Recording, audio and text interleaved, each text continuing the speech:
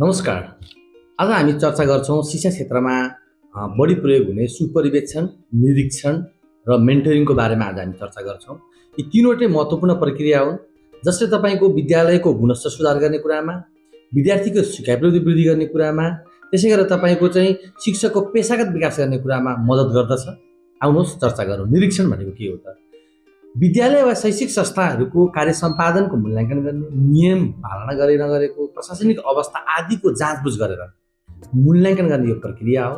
यसको मुख्य उद्देश्य, निरीक्षणको मुख्य उद्देश्य भनेको चाहिँ विद्यालयमा सरकारी नीति नियम पालना भएको छ कि छैन, त्यसै गरेर तपाईँको यसको जाँच गर्ने, विद्यालयको भौतिक र शैक्षिक अनुगमन गर्ने, त्यसै गरेर शिक्षकको उपस्थिति, समय पालन, पाठ योजना आदि कार्यान्वयन भएको छ छैन आदिको मूल्याङ्कन गर्ने जस्तै यसको उद्देश्य रहेको हुन्छ भने यसका विशेषताको बारेमा चर्चा गर्नुपर्दा अवलोकन गर्ने केन्द्रित हुन्छ। यो मूल्याङ्कन र तथा तथ्य सङ्कलनमा प्रयोग गरिन्छ।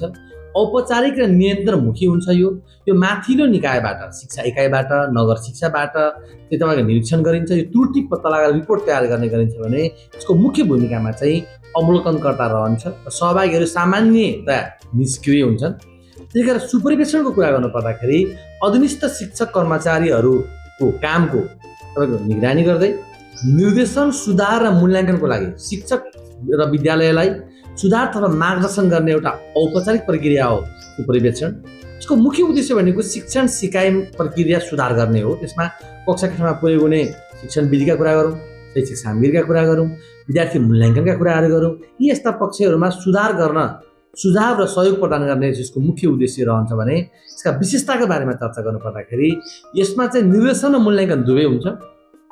यसमा जिम्मेवारी र अधिकारको सम्बन्ध हुन्छ। यो सहकार्यात्मक र सुधारमुखी हुन्छ भने निरीक्षणभन्दा कम कठोर हुन्छ र बढी सहयोग कार्यमा आधारित हुन्छ। यो निरन्तर प्रक्रिया हो। यसको विशेष जिम्मेवारी भूमिकामा चाहिँ सुपरिवेक्षक रहन्छन् जसले कामको गुणस्तर, सुशासन, कार्यदक्षताको हेर्ने गर्दछन्। त्यसै गरेर तपाईँको मेन्टरिङको कुरा गर्नु पर्दाखेरि मेन्टरिङ भनेको चाहिँ अनुभवी र तालिमप्राप्त दक्ष शिक्षक, जसलाई हामी मेन्टर भन्छौँ, ले नयाँ कम अनुभव शिक्षक, जसलाई हामी मेन्टी भन्छौँ, लाई व्यक्तिगत रूपमा अनुभव र ज्ञान वा पेशागत सहायता प्रदान गर्ने प्रक्रिया हो। यसको मुख्य उद्देश्य भने शिक्षकको प्रोफेसनल डेभलपमेन्टमा चाहिँ यसले टेवा पुर्याउने, त्यसै गरेर अनुभव साटासाट गर्ने, समस्या समाधान गर्ने र दक्ष वृद्धि गर्ने कुरामा यसको विशेष उद्देश्य रहेको हुन्छ। यसको विशेषताको कुरा गर्नु पर्दाखेरि यो बढी अनौपचारिक र दीर्घकालीन हुन्छ। मेन्टरिङ करियर, व्यक्तिगत विकास र प्रेरणामा बढी ध्यान दिन्छ। यो मूल्याङ्कन भन्दा समर्थन र पेसागत सुधारमा केन्द्रित हुन्छ। विश्वास, सहकार्य, अनुभवमा आधारित हुन्छ। यसको मुख्य भूमिकामा चाहिँ मेन्टर अनुभवी र तालिमप्राप्त दक्ष शिक्षक हुन्छ भने मेन्टी जो नयाँ शिक्षक हुन्छ। अब यसको यो तीनवटा निरीक्षण, सुपरिवेक्षण र मेन्टरिङको समग्र भिन्नताको कुरा गर्नु पर्दाखेरि निरीक्षण नियन्त्रणमुखी हुने कुरा, त्यसै गरेर सुपरिवेक्षण सहयोगात्मक हुन्छ भने मेन्टरिङ व्यक्तिगत विकासमुखी हुन्छ। त्यसै गरेर निरीक्षणले जाँच्ने र मूल्याङ्कन गर्ने कार्य गर्छ भने सुपरिवेक्षणले सुधार र सहयोग गर्दछ। मेन्टरिङले चाहिँ पेशागत विकासमा सहयोग गर्दछ। निरीक्षण औपचारिक हुन्छ, सुपरिवेक्षण सहकार्यात्मक हुन्छ भने मेन्टरिङ घनिष्ठ र विश्वासमा आधारित हुन्छ। निरीक्षण कहिलेकाहीँ हुनसक्छ, सुपरिवेक्षण निरन्तर हुन्छ भने मेन्टरिङ चाहिँ दीर्घकालीन हुन्छ। निष्कर्षमा के हो भने शिक्षा क्षेत्रको गुणस्तर वृद्धि गर्ने यी तीनैवटा प्रक्रिया अति आवश्यक छ।